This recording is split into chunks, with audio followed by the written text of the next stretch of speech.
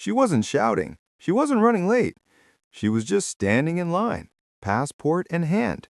Another traveler waiting for her flight. Then, without warning, a hand struck her face, hard enough to silence the entire terminal.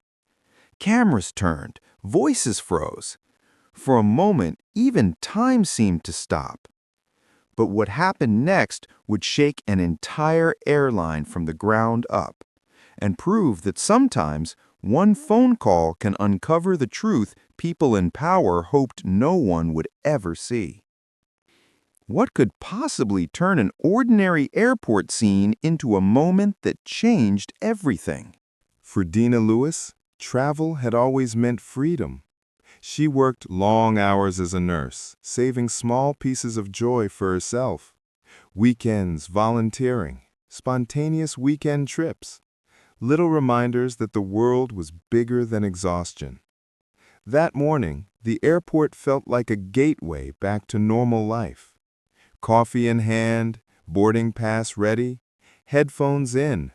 Routine, peaceful, ordinary.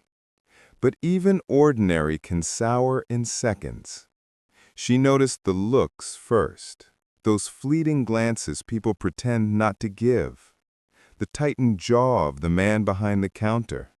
The way his smile vanished when it was her turn.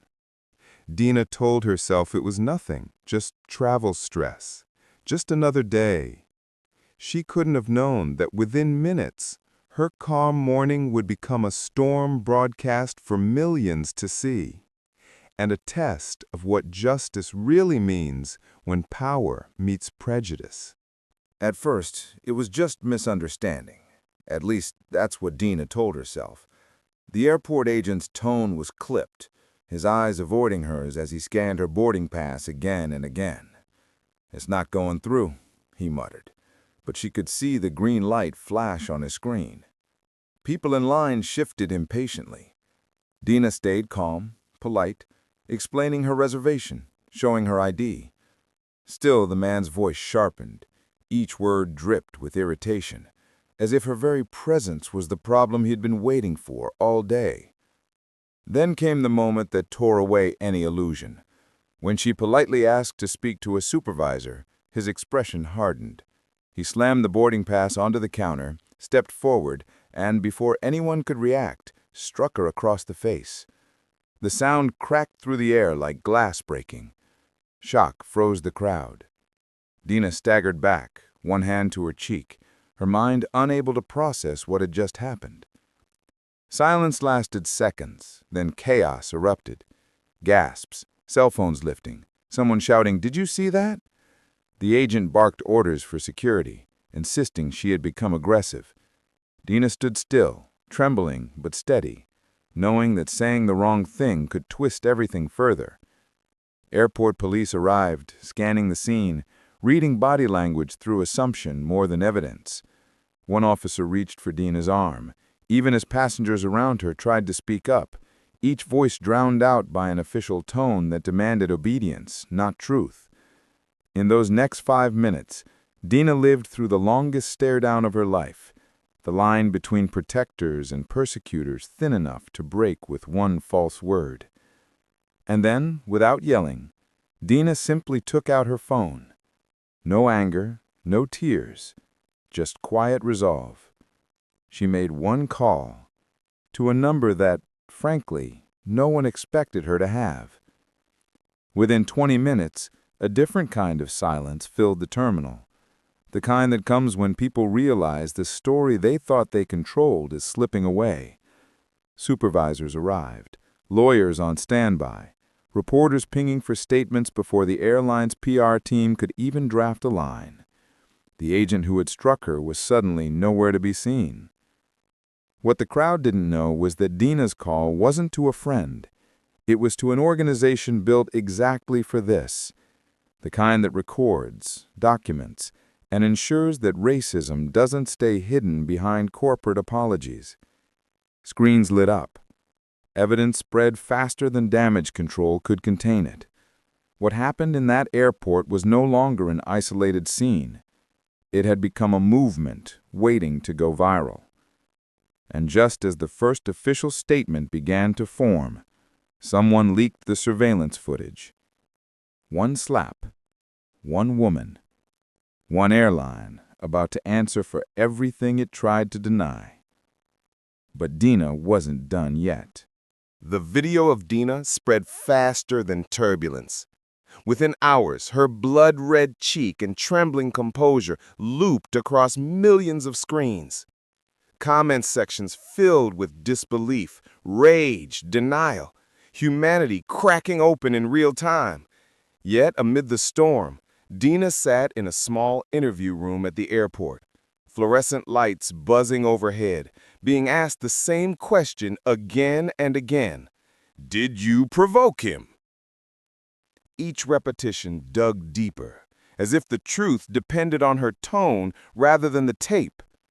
The agent, meanwhile, sat in another room, silent and shielded, his uniform already replaced by civility, his story polished by legal counsel.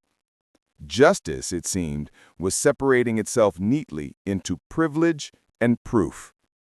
But the world outside refused to stay quiet. Passengers who'd witnessed the assault were posting their own footage, tagging news outlets, demanding statements. When a reporter confronted the airline spokesperson live on camera, the facade cracked. Officials were investigating. The agent had been suspended. The company condemned all forms of discrimination. Corporate distancing in its purest form. Cold, rehearsed, and 3 heartbeats too late. Then came the real detonator. Federal investigators walked in. Not a rumor, not a headline, agents with badges and subpoenas. The slap had become a symbol, a trigger for something bigger. Years of ignored complaints, buried reports, and silent suffering. Dina's call had pulled a thread that unraveled an empire. In that moment, as she left the interview room, a wall of reporters shouted her name. Flashbulbs erupted like lightning. She paused, not for fame, but for breath. The world was finally listening, and for the first time, she felt the weight of what one act of injustice could reveal. The slap may have silenced her for a second, but now her silence had power, and the people who built their authority on her fear were about to feel what accountability sounds like. Weeks passed before the headlines began to fade, but Dina's life never returned to what it was. The investigation widened, uncovering a network of ignored complaints and discriminatory practices that stretched far beyond one angry employee. Within a month, the airline's operating license was suspended. The man who struck her lost his job, then his silence. He became the face of a corporation forced to confront what it had hidden for years. For Dina, victory tasted complicated. She didn't want fame, she wanted fairness. Reporters kept calling, advocacy groups offered platforms, strangers sent letters saying her courage had given them strength. Yet at night, the memory of that moment, the sting, the disbelief, still found her in small flashes. Healing didn't happen on cue, but every time someone said, "Because of you, I spoke up," she felt something shift. Maybe that was enough. In the end, the story wasn't just about a slap in an airport. It was about a truth that keeps echoing through society.